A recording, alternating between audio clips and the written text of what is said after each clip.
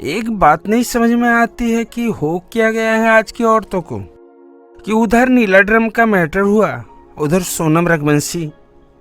इस कांड की राख जो है ठंडी नहीं हुई थी कि सिया गोयल जी फाट पड़ी। बस एक ही चीज है कि घटनाएं एक जैसी हैं, सिर्फ किरदार बदले हैं। और उधर जो है सिया गोयल क्या करती, अपने मंगेतर की हत्या कर देती है, वो भी इतने ऊंचे पहाड़ से ठेल कर।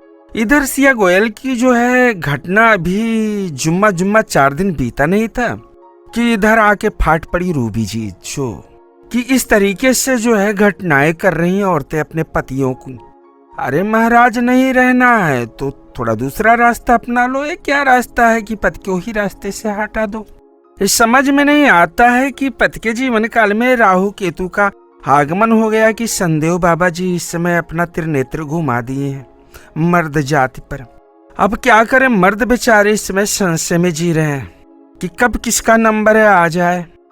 कौन सी पत्नी जो है इस समय सोनम रघुवंशी और सिया गोयल रूबी और जो है नीला ड्रम का शिकार बन जाए।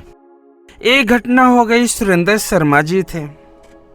सुरेंद्र शर्मा जी का रोज रोज दारू पी कर आना, घर पे कलह करना और बीवी से झगड़ा करना। पास पड़ोस के लोग जो है जब इस मैटर में जो है हस्तक्षेप करते थे, दोनों बोलते थे कि ऐसा है कि पति पत्नी का मैटर है, थोड़ा आप लोग दूर रहिए, इसमें हस्तक्षेप न करिए।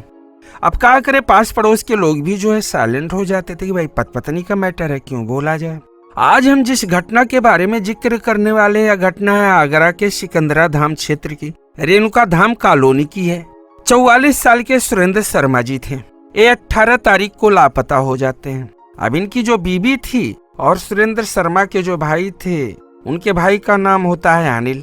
रूबी 18 तारीख को अनिल को फोन करके कहती है कि ऐसा है, सुरेंद्र जी दारू पी कर आए थे और झगड़ा लड़ाई किए, 5000 रुपया रखा था, उसको भी लेकर चले गए, पता नहीं कहाँ चले गए, और हो सकता तो 4 दिन में लौट कर आएंगे।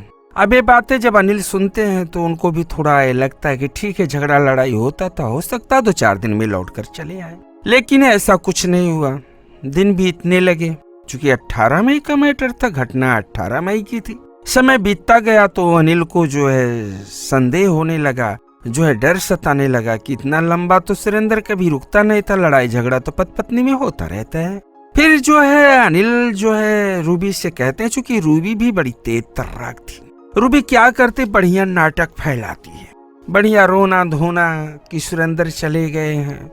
और उनका जो जेठ होते हैं अर्थात सुरेंद्र के भाई अनिल जी, उनके साथ जो है थाने में जाती है और तहरीर भी देती है कि ऐसा है कि सुरेंद्र जी जो घर छोड़कर चले गए हैं, लड़ाई झगड़ा किए थे और लौट कर नहीं आ रहे हैं। अब पुलिस को जब एप्लीकेशन दे दिया जाता है थाने पर, उसके बाद क्या करती है कि एक पर्चा वर्चा छपवाती है, उस पर्चे को चारों तरफ चिपका भी देती है दीवारों पर, और नाथ बात के साथ झूठा ढूंढने का प्रयास करने लगती है ये रूबी जी। और समय बीतता जाता है, देखते देखते 44 दिन बीत जाते हैं। और सबसे बड़ी चीज ये है कि इतनी शातिर महिला के 44 दिन तक छुपा ली। 44 दिन तक बीतते बीतते तब जाकर एक दिन अनिल जो होते हैं, जो इस रूबी के जेठौत होते हैं, अनिल कहते हैं ऐसा है कि अगर कुछ बातें हुई हैं तो इसको बता दीजिए, हम आपको बचा लेंगे। तब रूबी को लगता है कि नहीं हो सकता है, जेठौत जी मेरे पक्ष में हैं, और कहती है कि ठीक है आप आइए। तब अनिल जी जब उसके घर पर पहुंचते हैं तो बताते हैं ऐसा है कि सुरेंद्र बाथरूम में है। अब अनिल जब जाते हैं बाथरूम में तो देखते हैं तो बाथरूम बढ़िया एकदम टकाटक है, उस पे कहीं कुछ दिख ही नहीं रहा। तो बोले कहाँ सुरेंद्र है? तब बताती इस जो है फर्श के नीचे है। तब तो सुन के अनिल का जो है पैरों तले जमीन खिसक जाता है, बेचारे डिस्टर्ब हो जाते हैं, क्योंकि भाई थे उनके। भाई की माया ही बड़ी अजीब होती है। फिर क्या करते हैं अनिल जी, पुलिस वालों को सूचना देते हैं, पुलिस विभाग आती है और जब उस फर्श को तोड़ा जाता है तो वहां से सुरेंद्र का कंकाल निकलता है। रूबी को गिरफ्तार किया जाता है। पुलिस इस पर जांच पड़ताल कर रही है। क्या इतनी बड़ी वारदात को रूबी एक अकेले कर सकती है?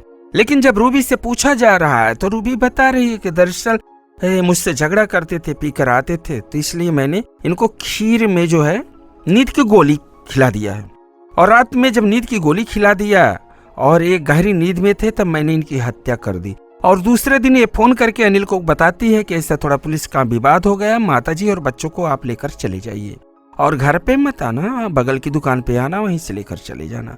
अच्छा, जेठ जी भी बड़ी इज्जत करते थे, अर्थात अनिल जी अपने भाई सुरेंद्र की पत्नी रूबी की बहुत इज्जत करते थे, इसलिए वो उस दुकान पर आते हैं और वहां से जो है उनके जो बच्चे थे और माँ को लेकर 18 मई को चले जाते हैं।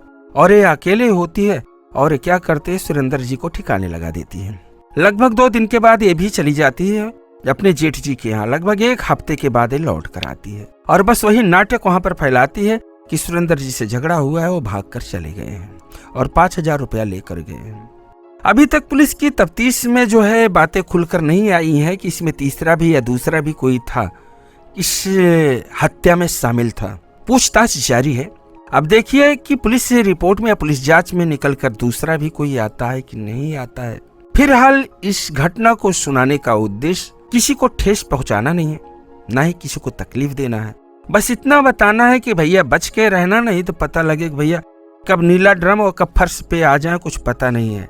पता नहीं क्या हो गया है आज की महिलाओं को। और हमको लगता है कि आज की जो महिलाएं ना, इनके दिमाग में सुरसा जी का वास हो गया है। इस समय सुरसा जो है, चूंकि हमारे समाज में एक देवी और थी जिनका नाम सुरसा था, वो जो है रामायण कांड की सुरसा घुस गई है। अब कब किसके ऊपर भैया नीला ड्रम का प्रकोप, इस समय फर्श में दब जाने का प्रकोप आ जाए, इसका कुछ पता नहीं है। इसलिए संभल के रहो भैया। बीबी झगड़ा करो तो गोड़ पकड़ लो और छू लो गोड़, और जाए को 2-4 रोज गोड़ ओड़ मीज लो, हो सका तो भैया कल्याण हो जाए। बिल्कुल झगड़ा ना की हो भाई, नहीं तो करे आगे देखा हो घटना पे घटना, घटना पे घटना हो जाता है। और कुल मिला के फिर मिलेंगे नेक्स्ट वीडियो में। तब तक के लिए सभी भैया को नमस्ते, प्रणाम, सभी को राम राम।